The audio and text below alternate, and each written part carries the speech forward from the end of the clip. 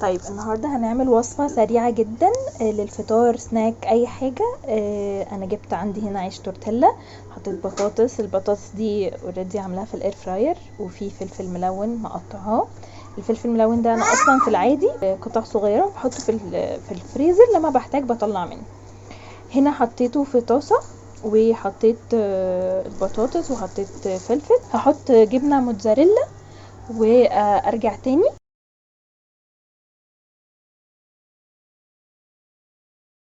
هنا حطيت جبنة موتزاريلا وهقفله علشان ابدأ احمصه، يعني اخليه كريسبي شوية والجبن تسيح جوه العيش، يعني يمسك في بعضه كده.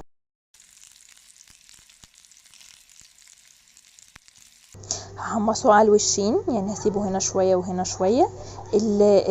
النار لازم تبقى هادية علشان بس ما يتلسعش. اقطعه مثلثات زي البيتزا كده. هنا ده شكله النهائي، كل حاجة بقى ممزوجة وسايحة. ده لازم يتاكل سخن علشان تستمتعوا بيه اقصى حاجة. ما تنسوش تشتركوا في القناة وتفعلوا الجرس وتعملوا لايك وشير وكومنت وشجعونا. باي باي.